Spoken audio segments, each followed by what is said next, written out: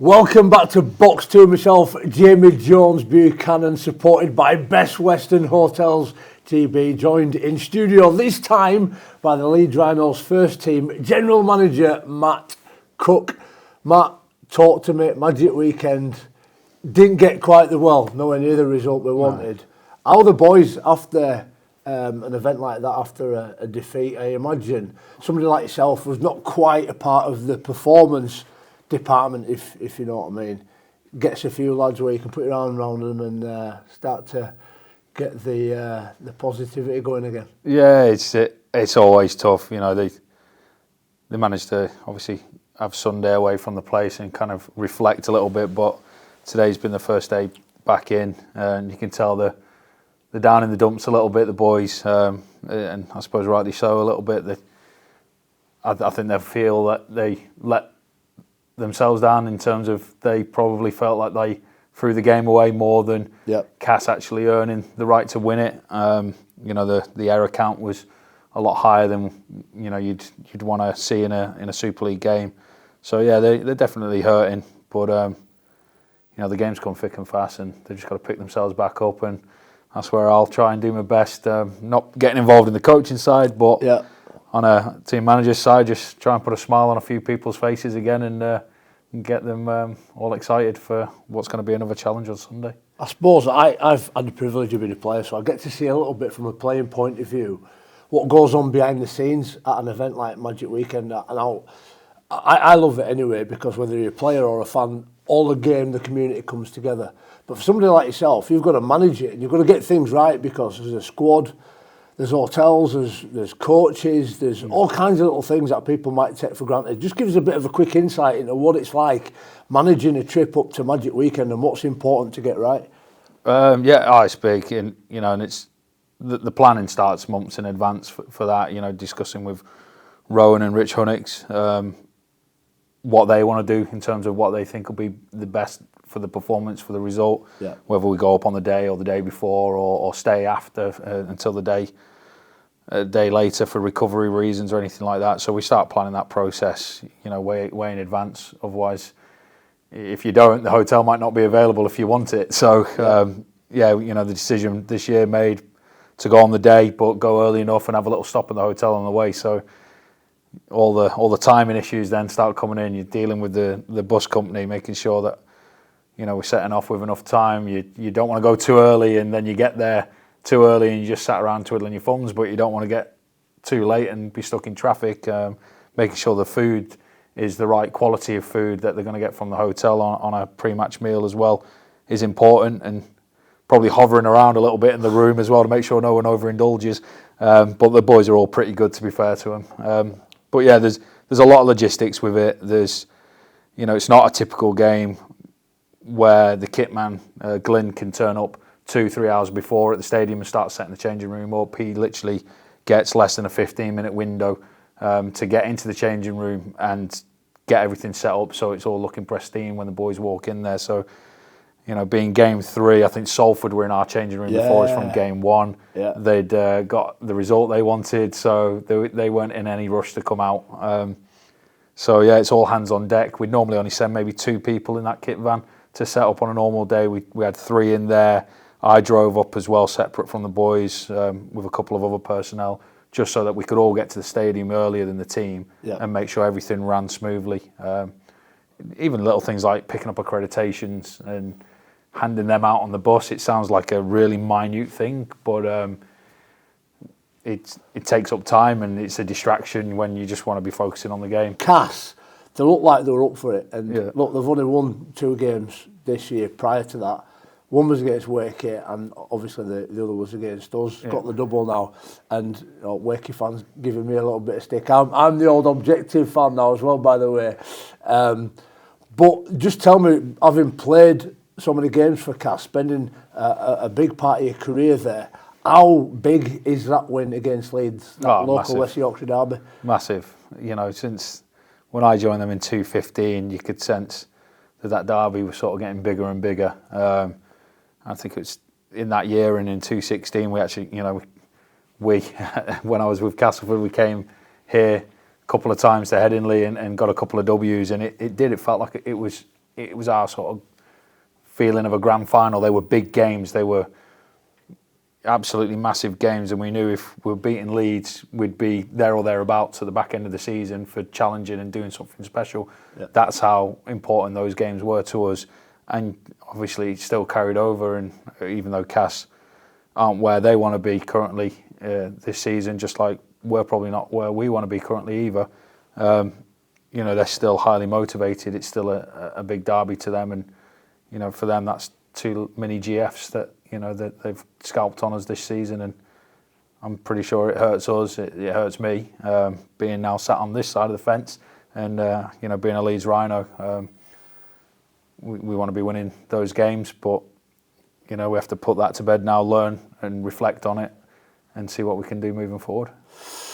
I can't help but giggle when you talk about back in the season, referring to 2017. You're pagging us like. I wanted to avoid the grand final. 66-10 at one point. I don't think I played in that game. Told the old story about driving down Weldon Road in my T5 transporter with a baby's dummy on the windscreen wiper, where a Cass fan put it on and left it there for weeks.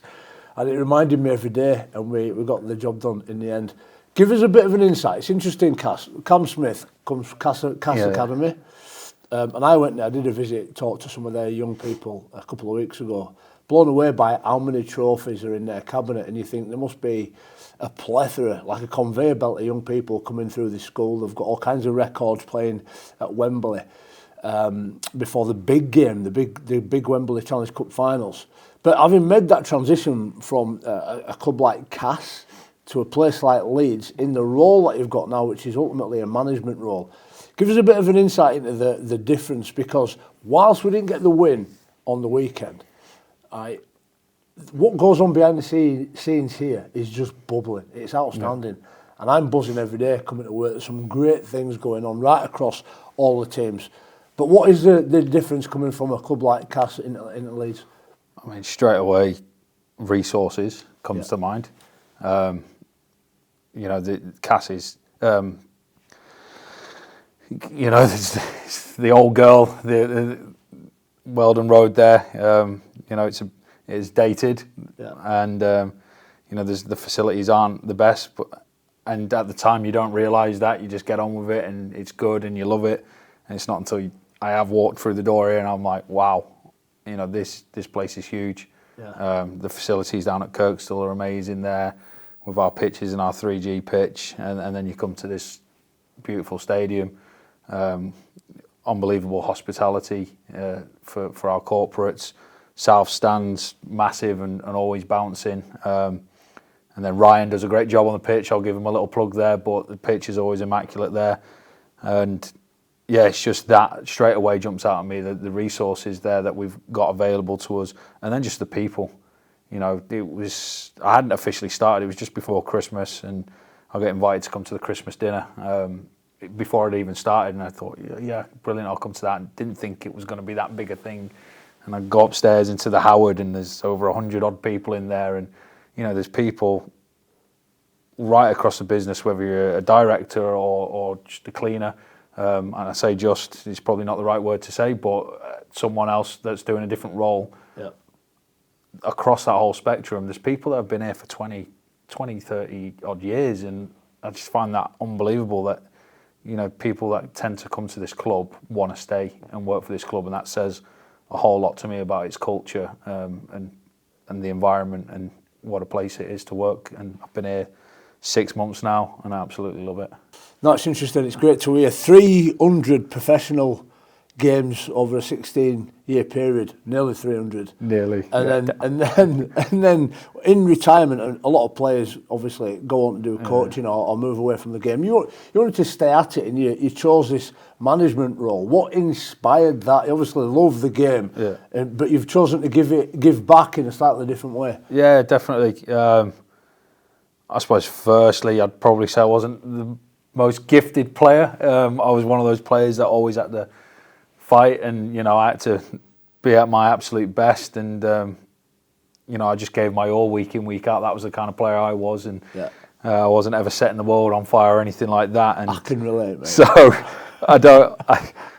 coaching probably wasn't there for me. And although I liked it, I knew there was much better people than me able to do that job. But where I did see an opportunity and somewhere where I thought I could add value to the sport is how our games run and the administrative side of either a club or the governing body with the RFL.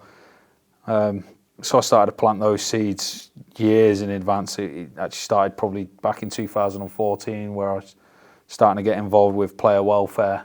Was my first dabble into the off-field stuff and seeing where I could add value for players across the whole sport, not just for the club I was playing at. So I ended up joining the RFL's Player Welfare and Education Forum as a player rep on that, and I did that role voluntarily for almost 10 years in the background, just trying to help drive the standards in welfare for the players across the sport, and really got hooked and really enjoyed seeing, little wins there that were making the sport better.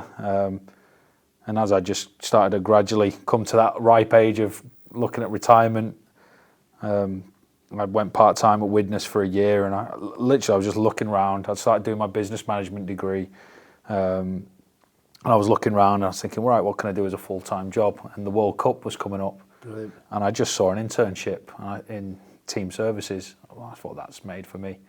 And I just went at it, served my apprentice as such in the first 6 months there, and worked my way up to football operations lead at the World Cup over a 2-year period. And then, I feel like I've landed on my feet. As soon as that World Cup ended, this door opened at Leeds Rhinos, and here I am today. So that World Cup experience, I imagine it was quite a gratifying chapter. What are some of the biggest lessons that you learned about yourself and about the game during that period? I learned that a lot of what you do as a player carries over. Right. Those transferable skills. Sorry. Yeah. Of just working hard, never quitting,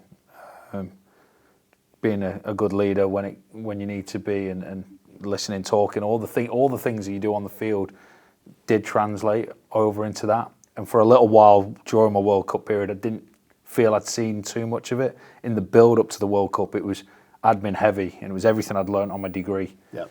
But the second the tournament went live, it was like playing non-stop. You're on site for your captain's run, probably even -2 days before the game. You're on site, you're helping set up all the stadium, working with the stadium staff to make sure everything's looking all singing and dancing come game day. Then match day -1 on the team run day, you've got to deal with both teams that are coming to the stadium to do their captain's run. And teams can be very precious with those kind of things. They only get 45 minutes on the field, and then they have to be off it, and they never stick to those time constraints.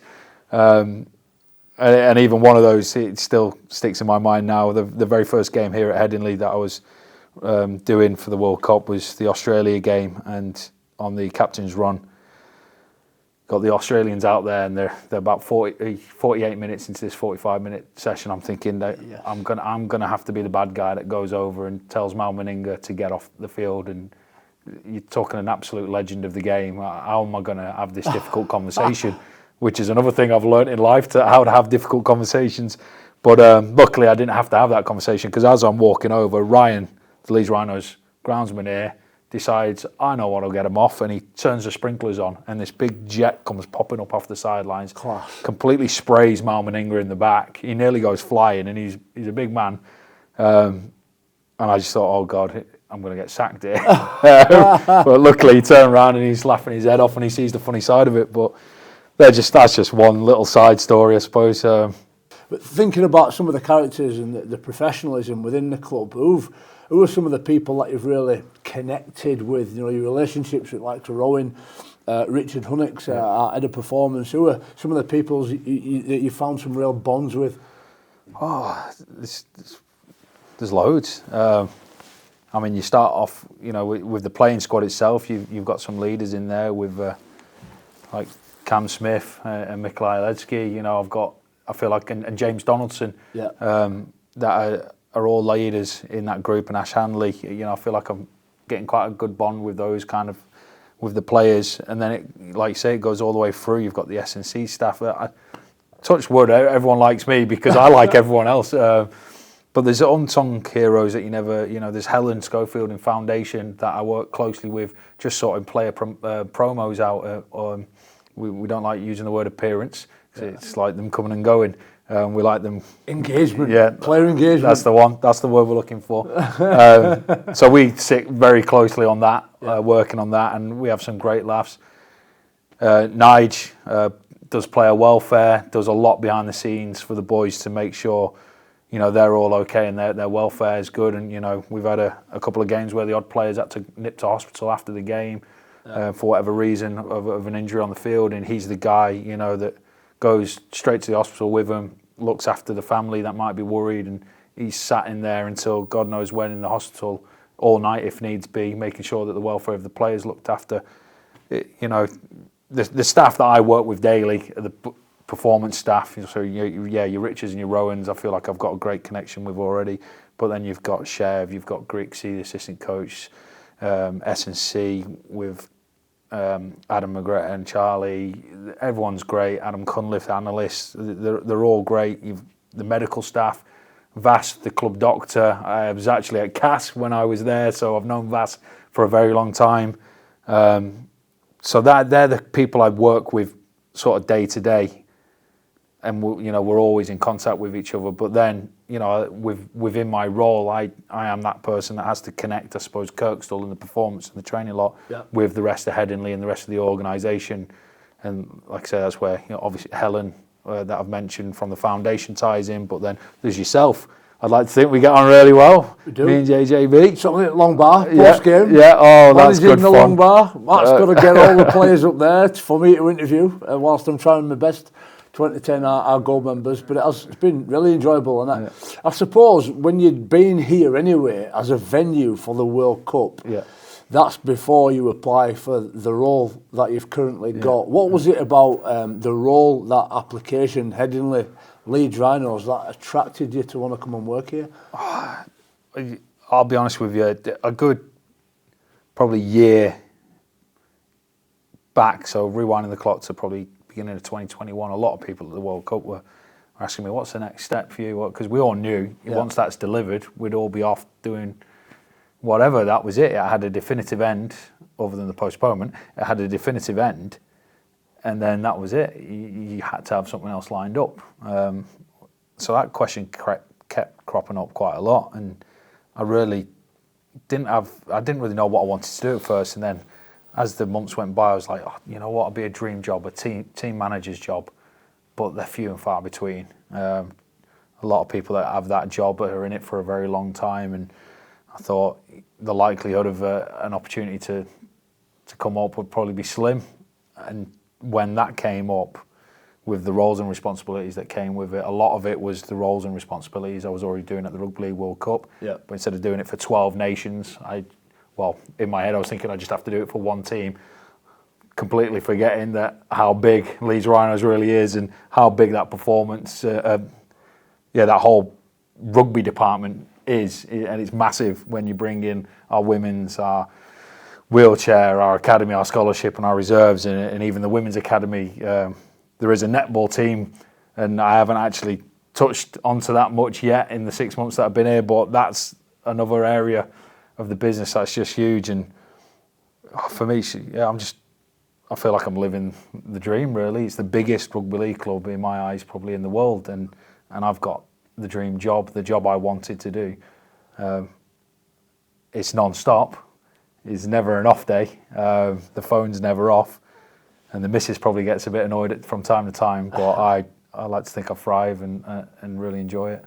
Well, the positives for Magic Weekend, Matt, the LDSL had a great festival up there. There was loads going on the pitch, lots of entertainment. The PDRL got a win again as well against Cass and Hull, which is outstanding. We had an awesome event down here at Headingley, over 120 players taking part in the annual event for adults with learning disabilities in partnership with Chadwick Lawrence. And here's another date for your diary, Sunday the 25th of June, the Leeds Rhinos Rugby League Hall of Fame right here at Headingley Stadium. Can't wait for that. Some of the old stories, the old boys and some real rugby league legends. But Matt, we've got Wakefield this week and it is a must win. because last week the women got beat out here against Saints. We narrowly got beat.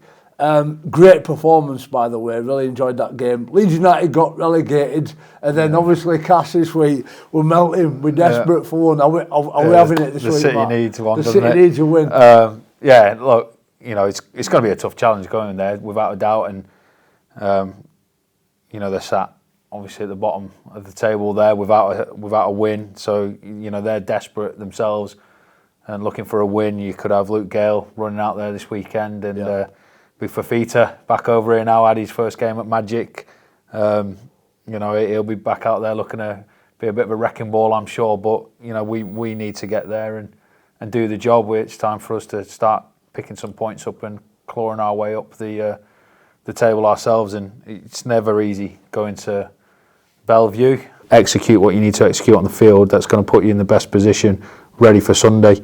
And it's just energy, and off you pop.